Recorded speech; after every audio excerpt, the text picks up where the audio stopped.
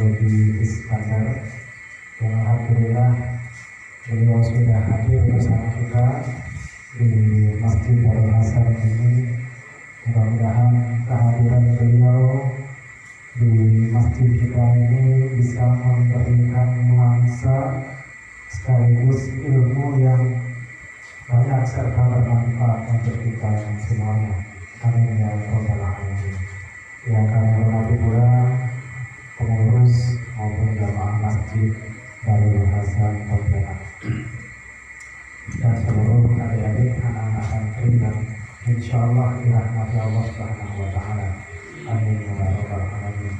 Pertama-tama marilah kita mengucapkan puji dan syukur kehadiran Allah Subhanahu wa taala atas segala limpahan rahmat dan karunia-Nya yang masih Allah berikan kepada kita semuanya, dengan nikmat-nikmat sehat, nikmat kesempatan, dan juga umur panjang, sehingga kita bisa bersama-sama merasakan nikmatnya ukhuwah, nikmatnya ibadah. Alhamdulillah kita telah melaksanakan sholat maghrib berjamaah, dan sebelum kita melanjutkan sholat isya, maka alhamdulillah mari kita bersama-sama mendengarkan kajian rutin di hari Senin, hari Selasa, malam Rabu ini bersama Ustaz Dodi Iskandar. Mudah-mudahan Allah merahmati beliau dan kita semuanya. Amin ya rabbal alamin. Yang kedua, salawat dan salam semoga selalu tercurahkan kepada panutan terbaik kita, qudwah hasanah kita, yaitu Nabi Muhammad sallallahu alaihi wasallam, serta keluarganya, para sahabat dan para pengikutnya hingga akhir zaman. Jamaah dirahmati Allah Subhanahu wa taala, sebelum kita mendengarkan kajian, mari kita bersama-sama membuka pengajian ini dengan melafazkan basmalah. Bismillahirrahmanirrahim. Dan mari kita bersama mendengarkan kajian oleh Ustazuna Dr. Dodi Iskandar. Bapak Ibu dipersilakan.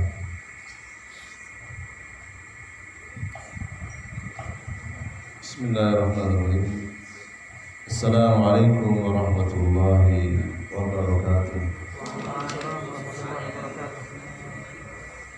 Innal hamdalillah nahmaduhu wa nasta'inuhu wa nastahdihi wa nastaghfiruh wa natubu ilaihi wa na'udzu billahi min shururi anfusina wa min sayyiati a'malina.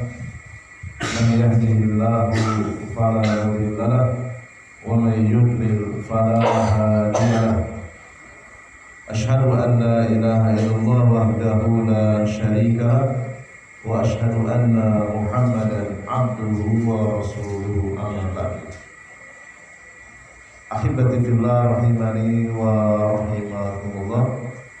Saudara-saudaraku seiman dan seakidah, alhamdulillah pada kesempatan malam hari yang penuh barokah ini, Allah Jalla Jalaluhu masih berkenan memberikan kesempatan kepada kita untuk bernafas, dan dengan nafas itu kita masih bisa mempergunakannya untuk beribadah kepada Allah Subhanahu wa taala. Dan kita bisa hadir di majelis ilmu yang mana kata Al-Imam Ahmad bin Hanbal rahimahullah ta'ala, kebutuhan manusia, an-nasu muhtajuna ila ta'am wa syarab, manusia butuh kepada makanan dan minuman, fi kulli yaum, setiap hari, salatan,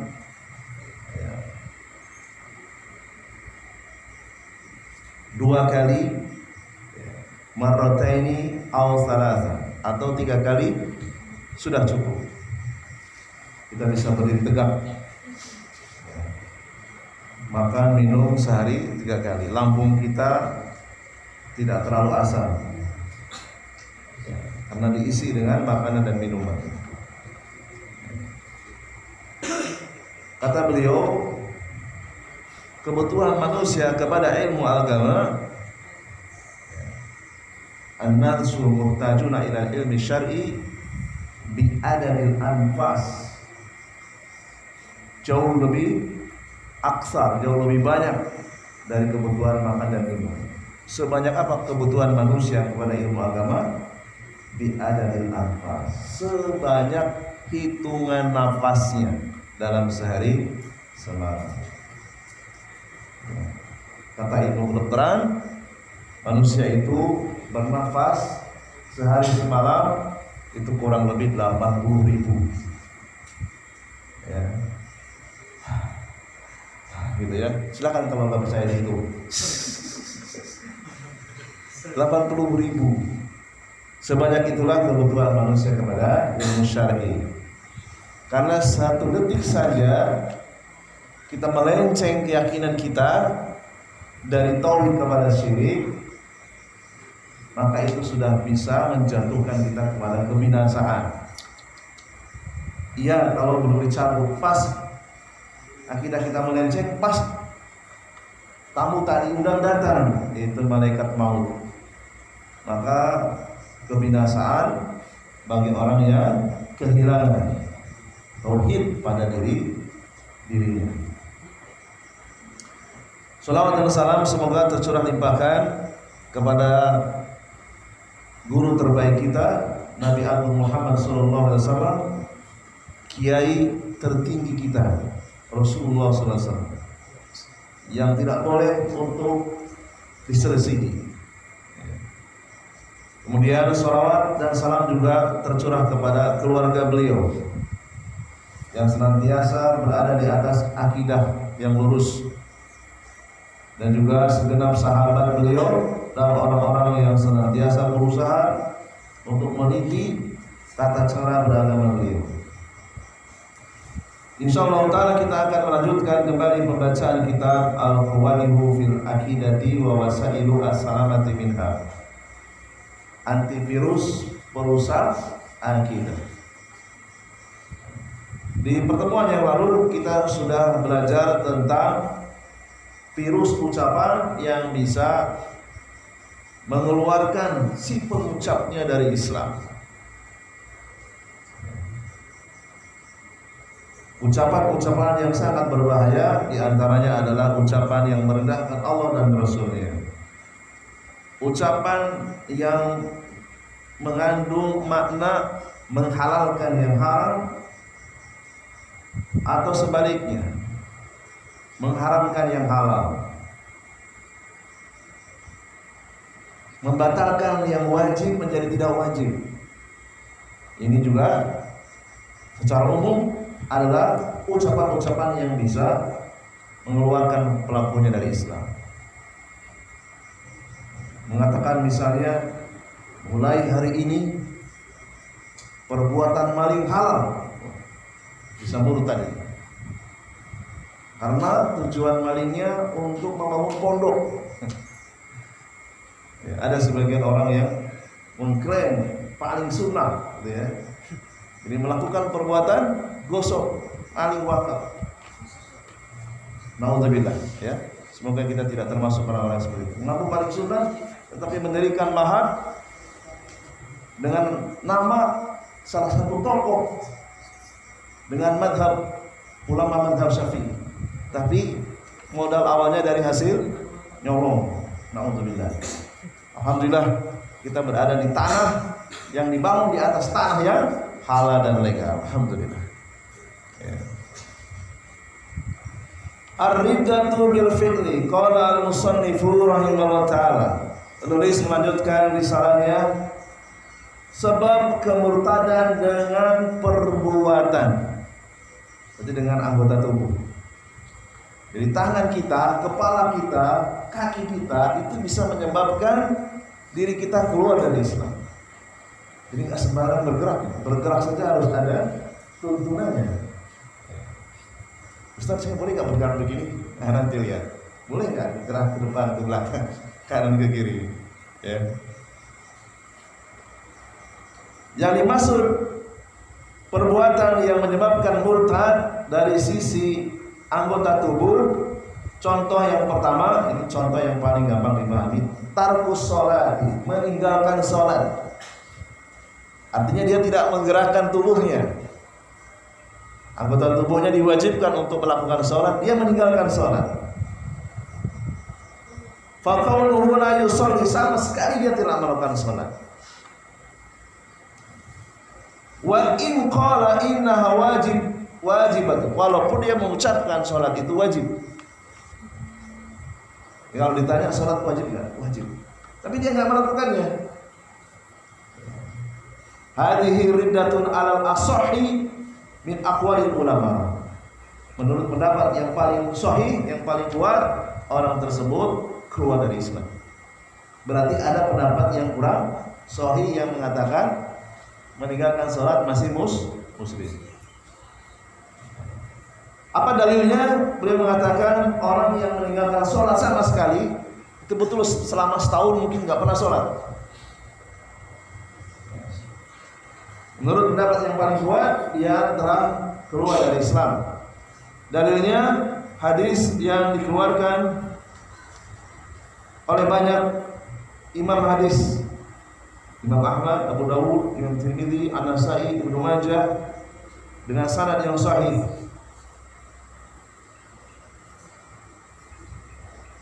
Dan disahihkan oleh Syekh Al-Albani dalam kitabnya Shahihul Jami'. Apa bunyi hadisnya? Al-ahdu alladzi bainana wa bainahum as-shalah. Perjanjian antara kita umat Islam dengan orang kafir adalah sholat. Faman tarakaha faqad kafar. Barang siapa yang meninggalkan sholat dengan sengaja, sungguh dia telah kafir. Kemudian hadis yang lainnya yang dikeluarkan Imam Muslim dari sahabat yang mulia Jabir radhiyallahu anhu, bainar rajuli wa bainal kufri wasyirki tarkus sholati. Batas seseorang dengan kekafiran dan kesyirikan, batasnya adalah meninggalkan sholat. Apabila belum meninggalkan sholat, masih muslim, dia masih melakukan sholat. Tapi kalau sudah meninggalkan sholat, dia sudah kufur, dia sudah musyrik.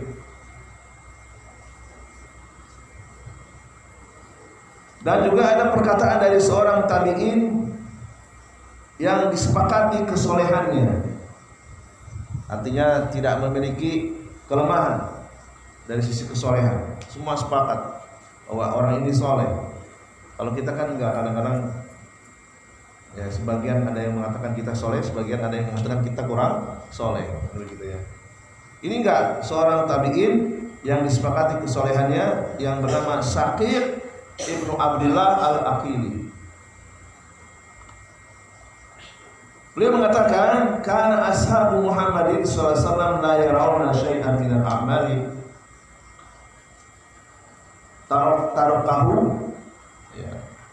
tarakahu kufrun ghairu shalah. Para sahabat tidak memandang suatu amalan yang apabila ditinggalkan itu kufur. Artinya selain sholat itu dia masih muslim, kecuali sholat. Kalau sudah meninggalkan sholat, dia keluar dari Islam. Rawahu Tirmidzi wa isnaduhu shahih. Diriwayatkan Imam Tirmidzi dan sanadnya sahih. Wa hadhihi riddatun fi'liyatun wa hiya tarkus sholati amdan. Jadi meninggalkan sholat di sini meninggalkan sholat dengan sengaja, bukan karena lupa.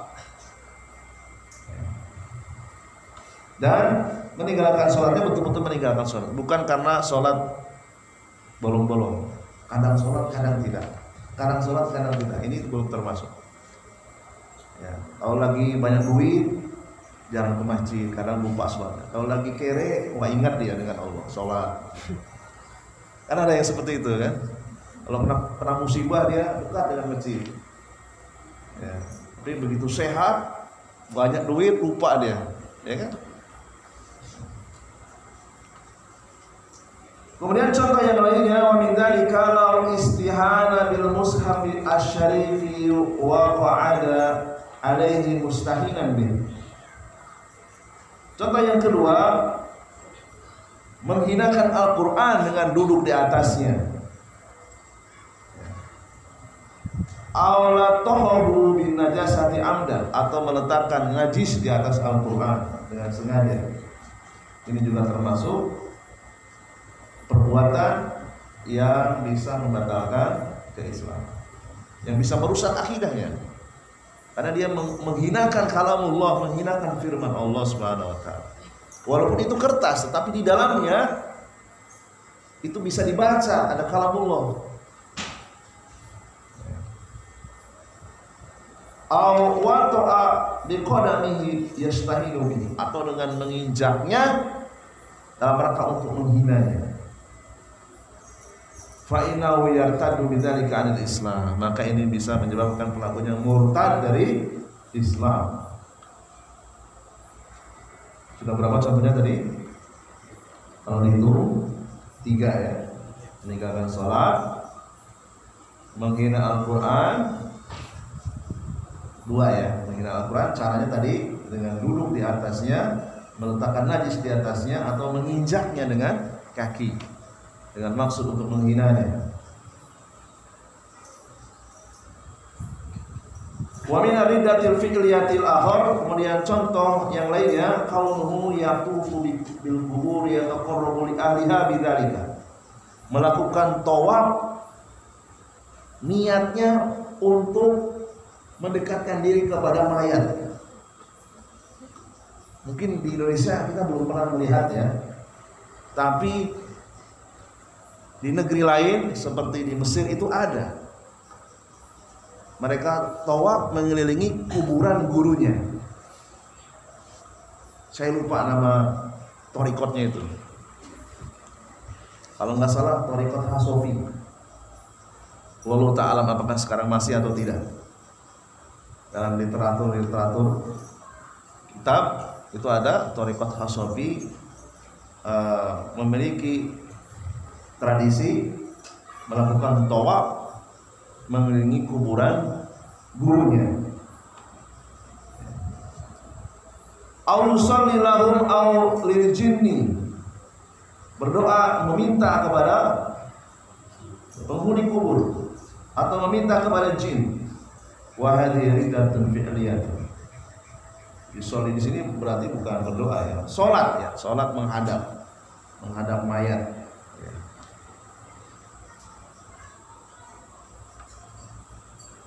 Walaupun mungkin ini kita belum melihat di Indonesia ya, tetapi ini disampaikan karena memang ada di berbagai tempat. Ya. Makanya tidak boleh masjid itu di depan orang sholat melihat kuburan, harus ada penghalang, minimal tembok. Ya, ada penghalang tembok. Jadi walaupun di depan ada penghalang tembok itu sudah terhalangi. Jangan sampai terbuka gitu ya, imam melihat kuburan, tidak ada sutroh di depannya, itu sangat berbahaya.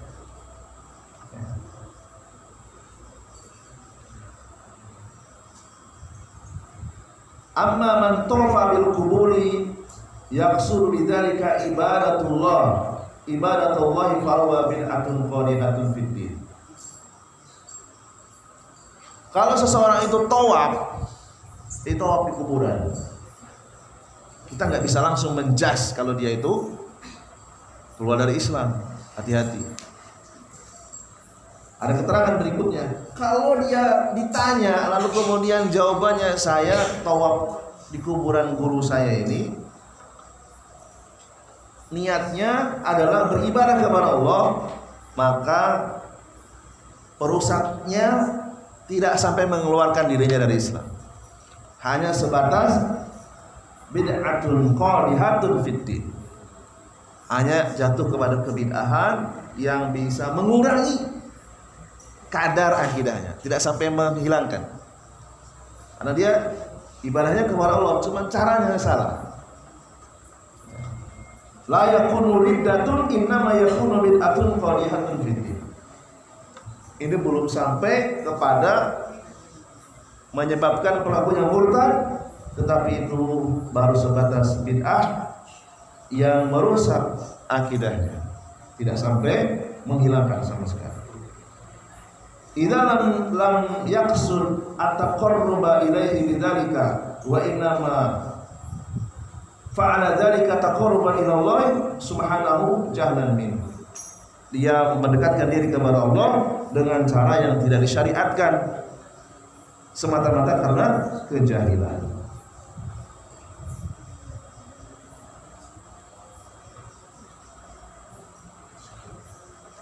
Jadi kalau kita melihat ada orang sholat menghadap kuburan, ada orang tawaf di kuburan, kita tidak boleh sembarangan mudah mengkafirkan pelakunya. Harus diketahui dulu apa motifnya. Sebagaimana penulis mengatakan, kalau dia melakukan itu dengan maksud beribadah kepada Allah, berarti kan untuk mendapatkan informasi itu kita harus melakukan penelitian, tabayun, sehingga kita tidak masuk kepada orang-orang yang ekstrim juga, yang gampang mengkafirkan atau yang terkenal dengan takfiri, mudah sekali mengkafirkan. Kemudian sudah ada atau belum kira-kira? Ada jemaah sekalian, saya tahu, nggak jauh dari kita. Cuman saya kalau menyebut takut dijadikan delik perkara nih. Jadi nggak perlu saya sebut. Ya. Tapi ada. Ya. Jadi ada seorang tokoh, ini tokoh di luar Indonesia, insya Allah aman ya. Seorang tokoh di luar Indonesia, namanya Ahmad Umar Al-Hazimi. Ya, mengajak para pemuda Tunisia itu masuk ke dalam kelompok takfiri ISIS. Tahu ISIS ya? ISIS itu siapa yang tidak mau berbaiat kepada imamnya, maka dia bukan muslim. Ya. Kemudian pulang ke Saudi, ditangkap oleh pemerintah Saudi, dipenjara. Nah, orang ini pernah dijadikan guru oleh salah seorang dai, yang jelas bukan orang Pontianak, ya. Dai dari Semarang, kemudian mampir ke Pontianak, tidak perlu sebut namanya, insya Allah tidak jadi delik. Ya. Saya bisa melihat perjalanan dia secara jejak rekam digital, tahu gitu. Oh, ya. Nah itu sangat berbahaya. Mudah-mudahan tim BNPT ya, sudah bisa mencium, ya, mencium orang tersebut. Ya. Kemudian berikutnya,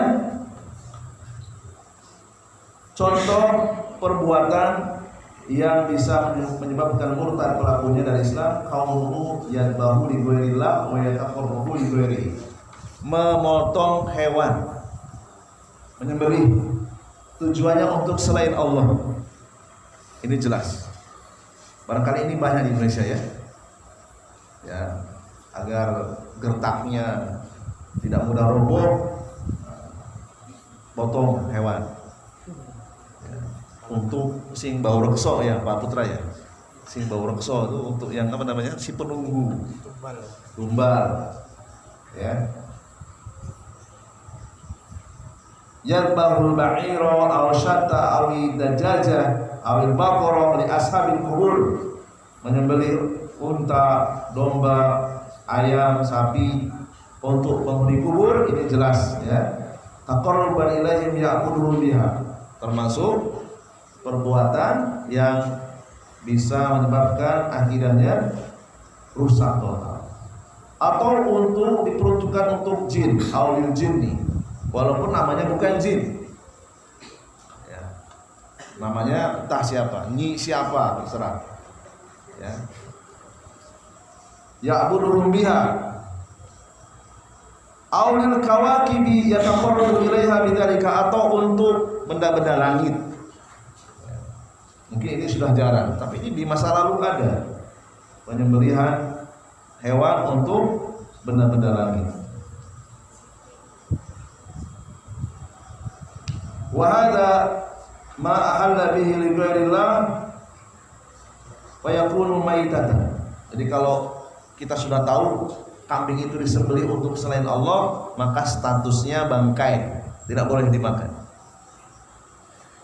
Adapun selain binatang, misalnya kita melihat ada orang bawa sesajen, ya, Dunkin Donat misalnya, ya, diletakkan di makam, itu bukan hewan sembelihan. Sebagian ulama mengatakan ambil saja nggak apa, karena itu bukan hewan bernyawa. Mubazir, ya kan? Mubazir, ambil aja.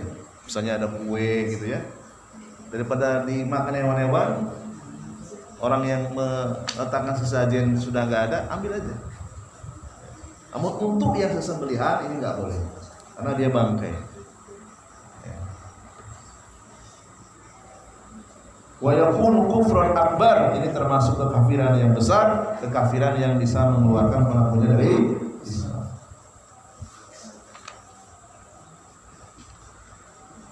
Supaya kita ada tanya jawab, saya tutup dulu, nanti berapa menit lagi? Masih lama ya? Masih lama. Berapa menit lagi? 15 menit lagi. Tanya jawab saja kalau gitu ya. Kita tutup dulu. Subhanallah wa bihamdika asyhadu an la ilaha illa anta astaghfiruka wa atubu ilaik. Assalamualaikum warahmatullahi wabarakatuh. Terima kasih kepada Ustaz.